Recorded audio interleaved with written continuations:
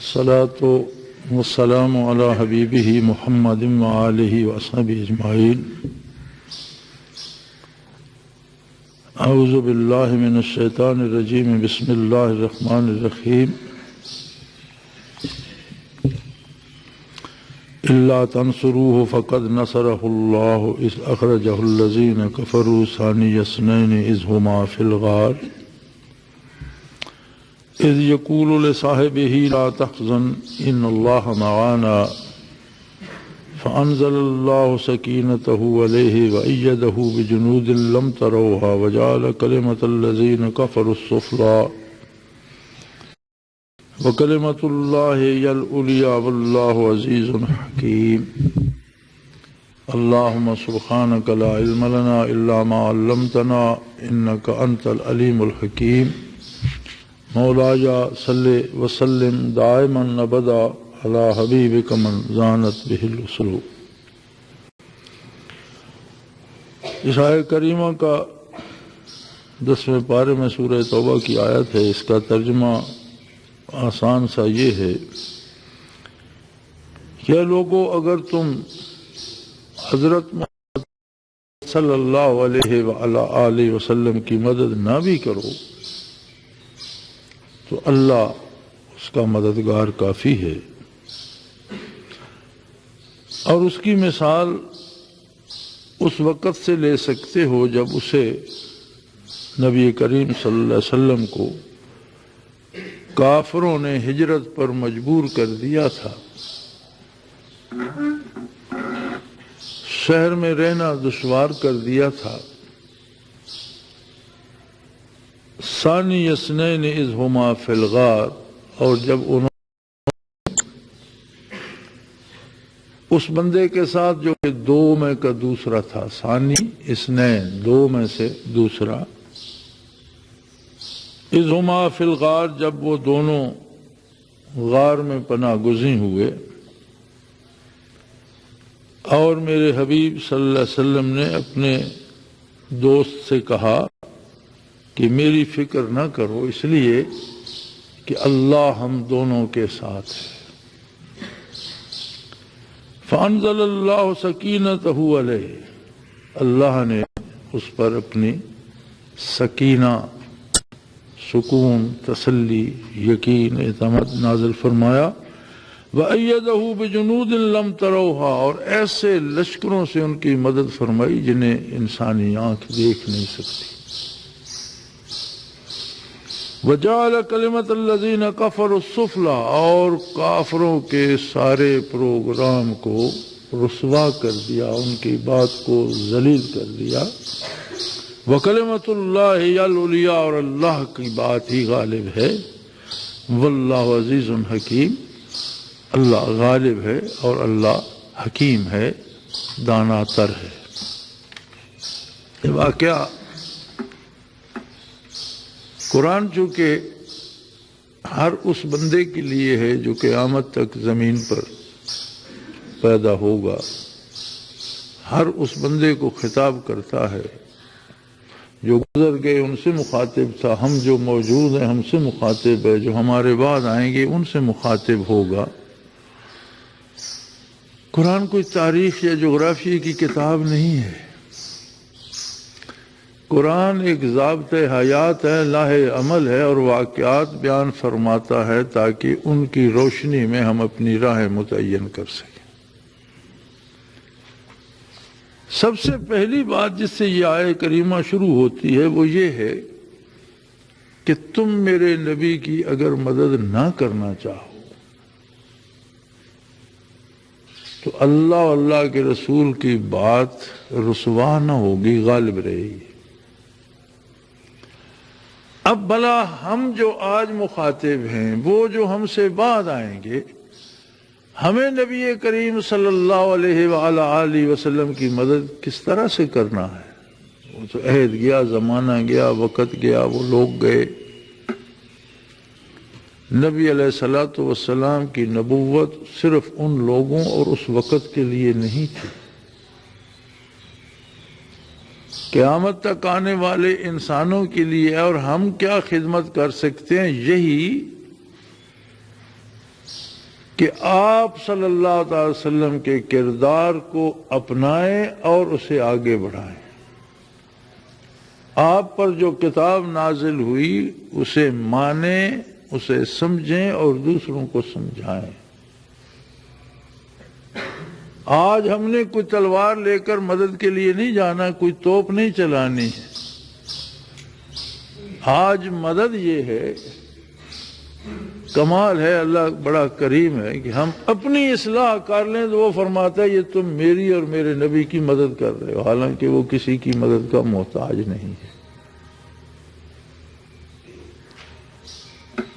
وَقْرِضُ اللَّهَ قَرْضًا حَسَنًا، فرماتا ہے اللہ کو قرض حسنہ دو. اب اللہ تو سب کو دینے والا ہے، اللہ کو قرض کیا دے گا؟ وہی نیک عمل، وہی اطاعت رسول، وہی اطاعت پیغمبر، وہی نیکی، وہی اخلاق، وہی اطوار، وہی کردار. وہ فرماتا ہے تم مجھے قرض دے رہے ہو یار، میرے پاس جمع ہو رہا ہے، میں اسے کئی گنا بڑھا کر تمہیں لوٹا دوں گا. ایسا کریم ہے. اب وہ فرماتے ہیں اندازہ کر لو کہ میرے نبی کے ساتھ صرف ایک بندہ تھا جو دو میں کا دوسرا ہے. قرآن کا اسلوب بہت خوبصورت ہے، یعنی ایسے دو جن کی مثال دنیا میں نہیں ملتی،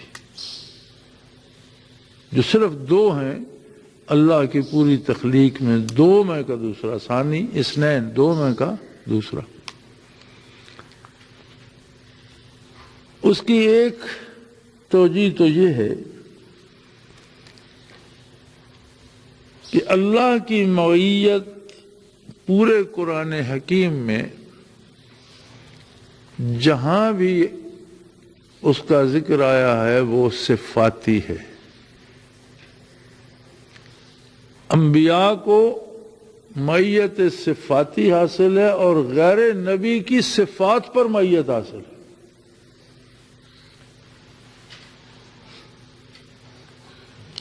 موسیٰ علیہ السلام جب کنارے دریا گھیرے گئے، پیچھے سے فرعون کا لشکر سامنے آ گیا، آگے سمندر تھا، تو قوم نے کہا کہ آپ نے ہم جیسے تیسے وقت تو گزار رہے تھے، آپ کے کہنے پر شہر سے نکلے، اب آگے راستہ نہیں، پیچھے شاہی لشکر ہے، آپ نے تو ہمیں مروا دیا. انہوں نے فرمایا اِنَّ مَعِیَ رَبِّی سَیَہْدِینِ. یہ نہیں فرمایا اِنَّ اللَّهَ مَعِی. اِنَّ مَعِیَ ربی، اور ربوبیت صفت ہے اللہ کی، یعنی معیت یقیناً انہیں اولی العزم رسول تھے، معیت باری حاصل تھی، لیکن معیت صفاتی تھی. جب اولیاء اللہ کی اور غیر نبی کی اور نیک لوگوں کی بات آتی ہے تو وہاں بندے کی صفت آگے آ جاتی ہے. ان اللہ من المحسنین، ان اللہ مع الصابرین. اللہ کی معیت، اگر وہ صابرین میں سے کوئی صبر کی صفت چھوڑ دے معیت سے محروم ہو جائے گا.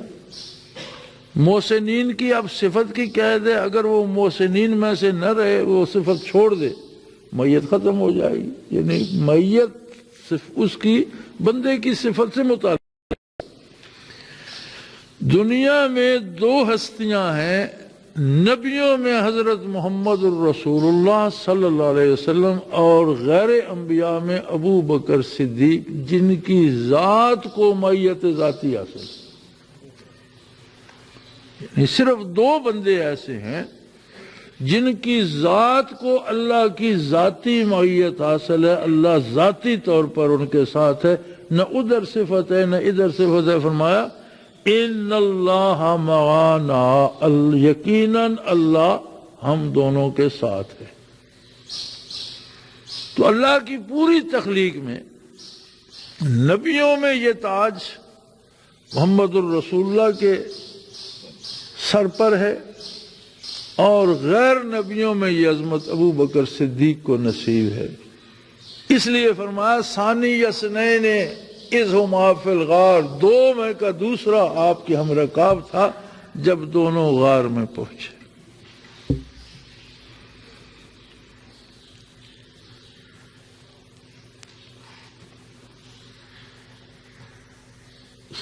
نبی کریم صلی اللہ علیہ وسلم کا واقعہ معراج ہوا.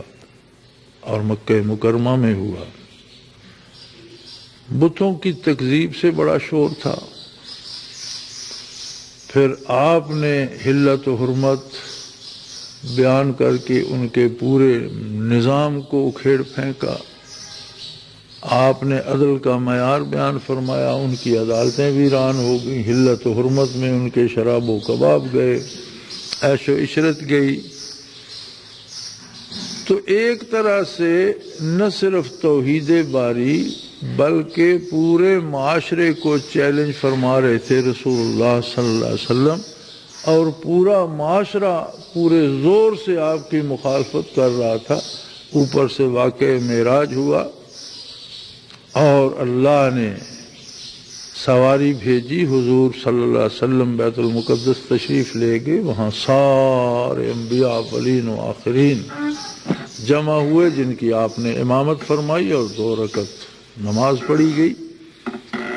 پھر جہاں تک رب نے چاہا جنت دوزخ کی سیر کرائی، آسمانوں کی کرائی، عرش اولا تک، یا جہاں تک اللہ نے چاہا جہاں تک لے گیا، اور پھر آپ واپس بھی تشریف لے آئے۔ اور کمال یہ ہے کہ اس طرف تو اتنا وقت بسر ہو گیا، ادھر نظام کائنات اسی لمحے پہ روک دیا گیا جب آپ واپس تشریف لائے۔ بستر گرم تھا، جہاں آپ نے ہاتھ منہ دھویا پانی اس وقت ابھی بہہ رہا تھا، کنڈی جو آپ نے دروازہ کھولا وہ ابھی ہل رہی تھی، یعنی وہاں جب آپ تشریف لے گئے تو وقت وہیں رک گیا، اور جب واپس آئے تو وہیں سے چل پڑی۔ اب ابھی مسلمانوں میں بھی ایسے روشن خیال بہت ہیں جن کا جی نہیں چاہتا کہ یہ بات قبول کی جائے کہ حضور جسم اطہر کے ساتھ معراج پر تشریف لے گئے تھے۔ وہ بھی کہتے ہیں یہ معراج روحانی تھا، یہ خواب کی طرح ہوا۔ ابھی تک 14 صدیاں، 1450 سال، نسلاً بعد نسلاً کلمہ پڑھنے والوں میں بھی یہ بات ماننے کو ابھی جی نہیں چاہتا، ایسے لوگ موجود ہیں۔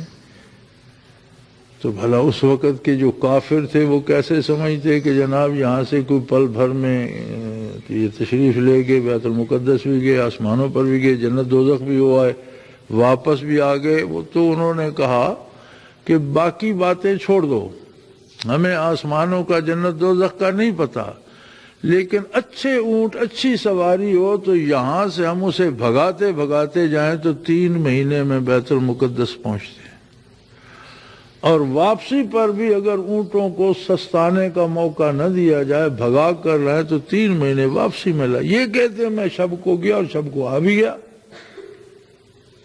بھلا یہ کیسے ممکن ہے؟ پھر انہوں نے سوال کیے کہ ہمارے قافلے گئے ہوئے تھے، وہ کہاں ہوئے؟ آپ نے بتایا کہ تمہارا فلاں قافلہ فلاں جگہ تھا، فلاں آدمی فلاں جگہ تھا، فلاں قافلے والوں کا اس رنگ کا اونٹ گم ہو گیا تھا، اسے تلاش کر رہے تھے، اور اونٹ ان کا فلاں وادی میں تھا، انہیں شاید مل گیا ہوگا یقیناً۔ وہ ساری باتیں قافلے والوں نے آ کر بتائیں، تصدیق بھی کر دی، لیکن واقعہ اتنا مشکل تھا ماننا، کافر کیا مانتے؟ انہوں نے کہا اب ابو بکر صدیق سے بات کریں گے کہ چلو تم نبوت کی تصدیق تو کرتے ہو، بھلا ایسی سب سے پہلے جب واقع معراج انہوں نے سنا تو پہلے ابو بکر صدیق کے پاس تشریف، یہ بتاؤ اب تو تمہارا صاحب اور تمہارا نبی اب یہ کہہ رہا ہے کہ شب کو یہاں سے اٹھا اور بیت المقدس تشریف لے گئے، اور پھر آسمانوں پر گئے، جنت دوزخ دیکھی، عرش عظیم تک گئے، پھر واپس آئے اور بیت المقدس سے ہو کر گھر بھی آ گئے، بھلا اب یہ بھی کوئی ماننے کی بات ہے؟ تو انہوں نے فرمایا یہ تم کہہ رہے ہو یا حضور نے فرمایا؟ وہ کہ نہیں، ہمارے ساتھ چلو سنوا دیتے ہیں۔ وہ بیٹھے ہیں بیت اللہ کے سامنے تشریف فرما ہے اور سب کو بتا رہے ہیں، تمہیں سنوا۔ انہوں نے کہا اگر وہ فرما رہے ہیں تو پھر میں اس پر ایمان لاتا ہوں، وہ حق فرما رہے ہیں، مجھے ان سے پوچھنے کی ضرورت، تمہاری اطلاع ہی کافی ہے، اس لیے کہ میں اس سے بڑی بات پر ایمان لا چکا ہوں، اور وہ یہ ہے کہ ان پر اللہ کی طرف سے وحی آئی۔ یہ اس سے بڑی بات ہے کہ اللہ کسی کو یہاں سے بیت المقدس لے جائے یا آسمانوں پر لے جائے، یہ اس سے بڑی بات ہے۔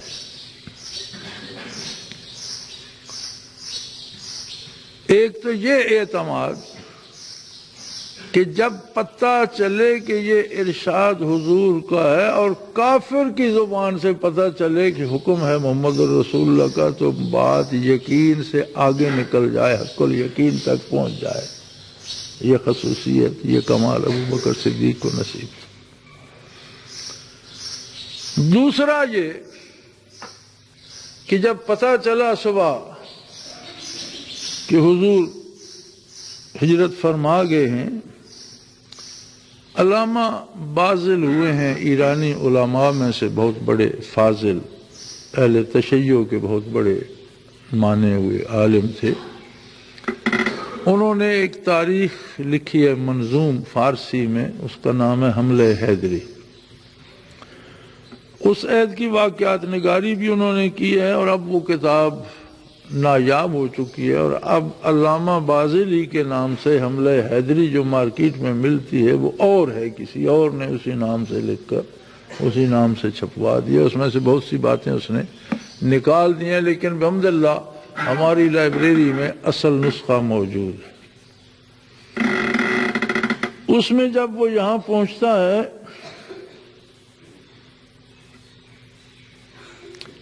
تو وہ لکھتا ہے، چنی گفت راوی کے سالار دیں چو سالم بحفظ جہاں آفریں، ز نزدیک آنکھوں میں پر مکر رفت بسوئے سرائے ابو بکر رفت۔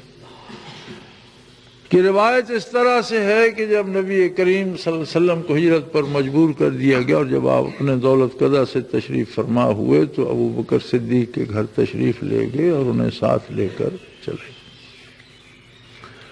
درمیان میں سے وہ واقعہ لکھتا ہے پھر آپ کے جانے کا، پہاڑ کے بات کرنے کا، پھر جب سور کی طرف چڑھنے لگے تو بے پناہ چڑھائی ہے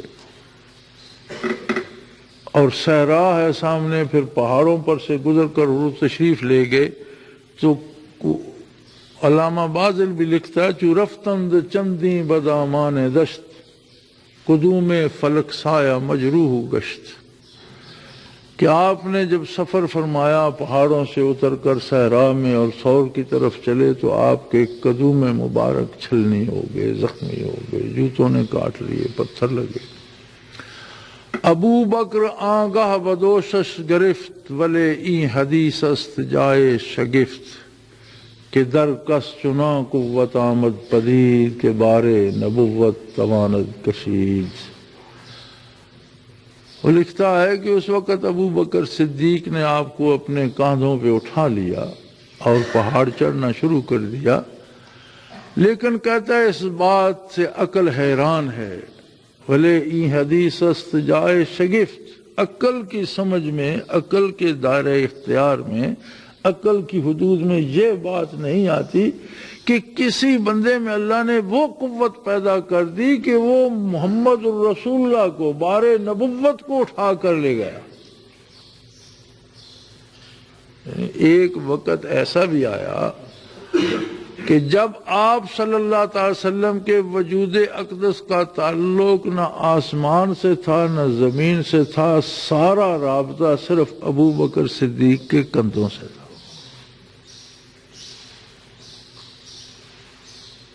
حصول برکات کا یہ موقع سوائے ابو بکر صدیق کے کسی کو نصیب نہیں۔ تیسری اس سے بھی عجیب تر بات ہے کہ ابو جہل نے انعام مقرر کر دیا، پیچھے دوڑے لوگ، کھوجی لگائے، اور عرب کھوجی مشہور ہے اب بھی۔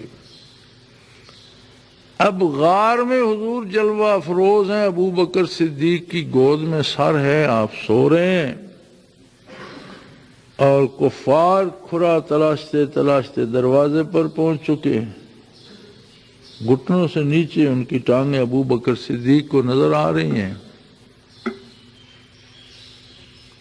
خطرہ کافروں کی طرف سے جتنا رسول اللہ صلی اللہ علیہ وسلم کو تھا اتنا ہی ابو بکر صدیق کو۔ اس لمحے بھی جو کچھ انہوں نے سوچا اس میں ان کی اپنی ذات شامل نہیں تھی، انہیں دکھ اور صدمہ تھا محمد الرسول اللہ صلی اللہ علیہ وسلم کی ذات کا، اس لیے آپ نے فرمایا لا تحزن، میری فکر نہ کر۔ عربی میں اپنی ذات کے لیے ہو تو اسے خوف کہتے ہیں، اپنی ذات کے لیے خطرہ محسوس ہو تو اسے خوف کہتے ہیں، دوسرے کے لیے خطرہ محسوس ہو تو اسے حزن اور دکھ کہتے ہیں۔ جیسے یعقوب علیہ السلام کو دکھ یوسف علیہ السلام کا تھا، یا ان پر جو کچھ بیت رہی ہے اس کی فکر تھی، فرمایا وَابْيَضَّتْ عَيْنَاهُ مِنَ الْحُزْنِ، یوسف کے دکھ سے ان کی آنکھیں سفید ہو گئی۔ وہی لفظ حزن یہاں آیا ہے، لا تحزن، یعنی موت کے دروازے پر بھی ابو بکر صدیق کو اپنی نہیں محمد الرسول اللہ کی فکر۔ ببین تفاوت را از کجاست تا و کجا، اللہ کا وہ بندہ جو وہاں بھی جان نثار کر رہا ہے، اور ایک ہم ہیں جنہیں پروردگار عالم فرما رہا ہے تم نہیں کرنا چاہتے مدد تو نہ بھی کرو۔ ذرا جملے پر غور فرمائیے کہ تمہیں اس پر بھی نخرے آتے ہیں اور تمہیں اس پر بھی ناز ہے، اور تم یہ چاہتے ہو کہ ہمیں کیا، کوئی آپ کو مانے نہ مانے، ہم آپ کی مدد نہیں کریں گے تو نہ کر کے بھی دیکھ لو، آنا تم نے بھی میرے ہی پاس۔ لیکن یاد رکھو میں قادر ہوں، جب میں چاہتا ہوں تو ایک بندے کے خلوص پر میں نے روئے زمین کی کایا بدل دی۔ کفر کو صرف یہ شکست نہیں ہوئی کہ غار ثور میں حضور کو گرفتار نہ کر سکے، بلکہ کفر کی دنیا تہ و بالا ہو گئی، اور روم و ایران فتح ہوئے، اور بڑی بڑی سلطنتیں کیسر اور کسرا کے تخت الٹ گئے، اور بڑی بڑی سلطنتیں الٹ کر روئے زمین پر اللہ کی، اللہ کے دین کی، اللہ کے کلمے کی حکمرانی قائم ہو گئی۔ وہ ایسا قادر ہے، اس کی فوجیں نرالی ہیں۔ اس نے کبوتر سے کہا یار وہاں بچے دے دو، اٹھا لو اپنا گھونسلہ بھی، بچے بھی وہاں رکھ۔ اس نے مکڑی سے کہا جالا تن دے، دیکھو حفاظت کے لیے قلعہ تعمیر ہو رہا۔ مکڑی سے کہا دروازے پہ جالا تن دے۔ کیسا قادر ہے کہ محمد الرسول اللہ اور ابو بکر صدیق کی حفاظت کے لیے کفار کے سامنے مکڑی کا جالا تنوا دیا، اور وہ اسی پر رہ گیا۔ یار اگر یہاں ہوتے تو جالا تو ٹوٹتا، یہ کبوتر اڑ جاتا، فاختہ اڑ جاتی، یہاں بچے انڈے نہ ہوتے۔ اور اس کے علاوہ فرماتا ہے، یہ تو نظر آنے والی باتیں ہیں، میں نے وہ لشکر وہاں اتار دیے تھے جنہیں انسانی آنکھ نہیں دیکھ سکتی۔ وَأَيَّدَهُ بِجُنُودٍ لَمْ تَرَوْهَا، ایسے لشکروں سے ان کی مدد کی جنہیں تمہاری آنکھ نہیں دیکھ سکتی۔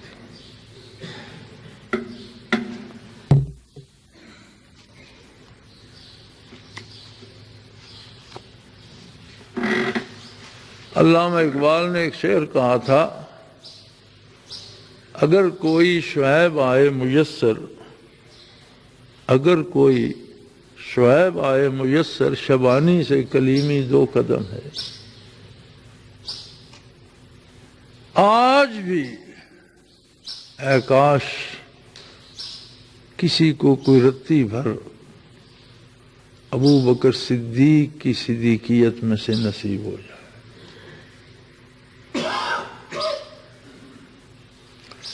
ایک بندے سے روئے زمین میں احیاء اسلام ہو سکتا ہے، بڑے لشکروں کی ضرورت نہیں ہے۔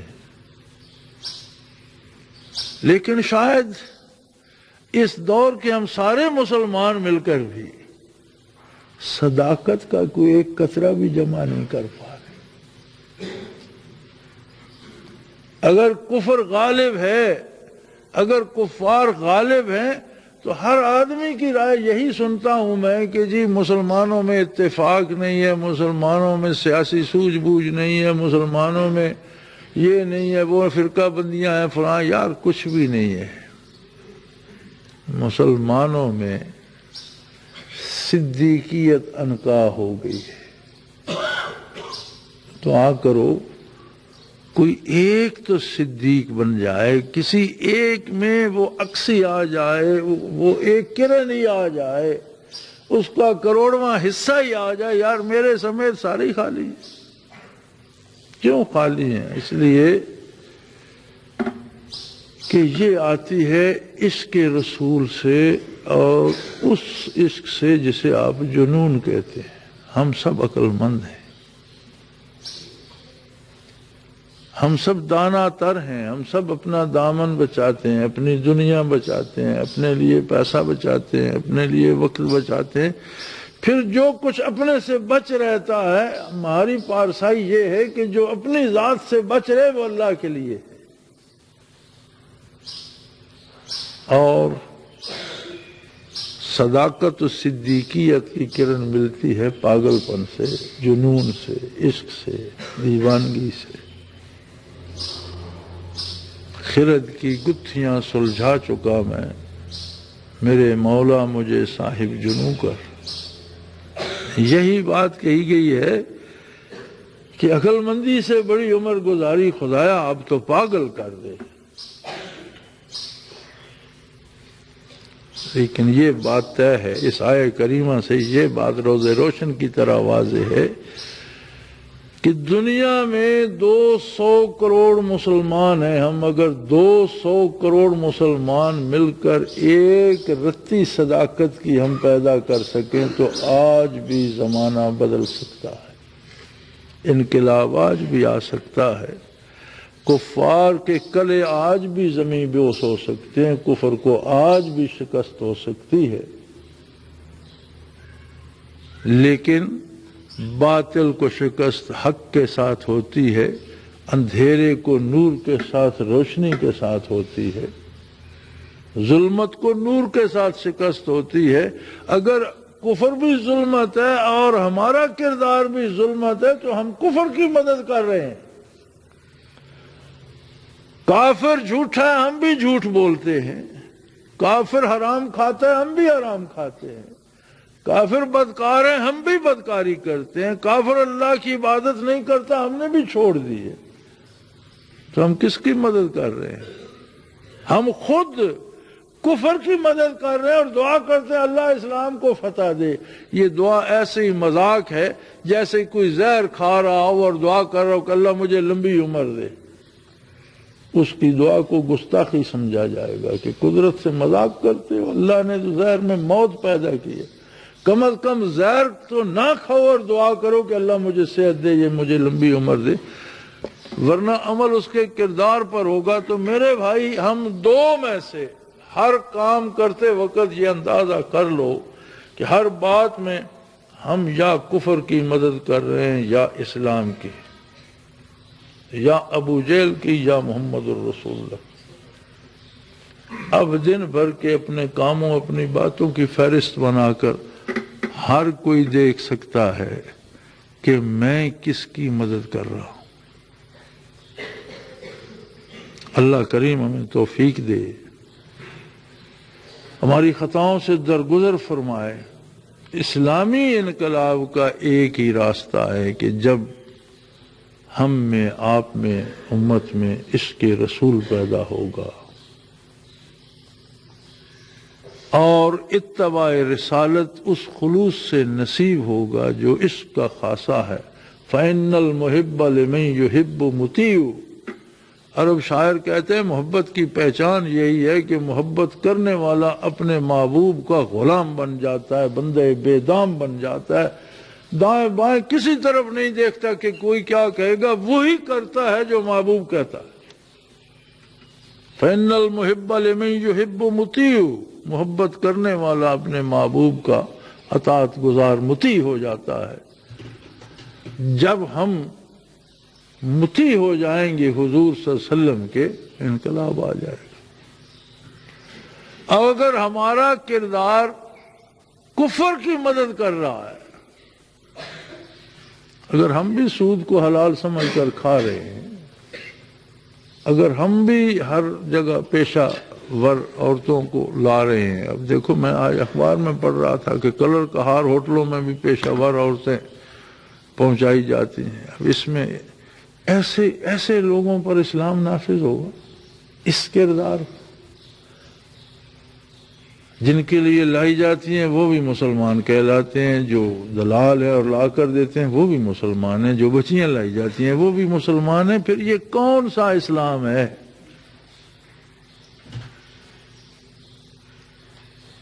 اور ایسے لوگوں پر اسلامی انقلاب آئے گا اور ایسے لوگوں کو اسلامی عدل اور انصاف نصیب ہوگا.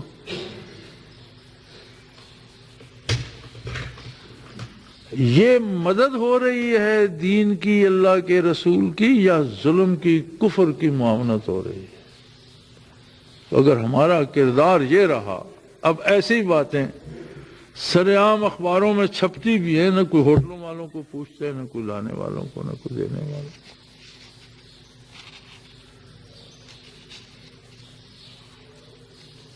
تو میرے بھائی کم از کم ہم اپنے کردار پر تو نظر کر سکتے ہیں، اپنے فکر، اپنے شعور، اپنے خلوص کو تو دیکھ سکتے ہیں. اللہ کریم سے دعا کرو اللہ ہمارے گناہ معاف فرما کر ہمیں عشق رسول کا کوئی ذرہ عطا کر دے.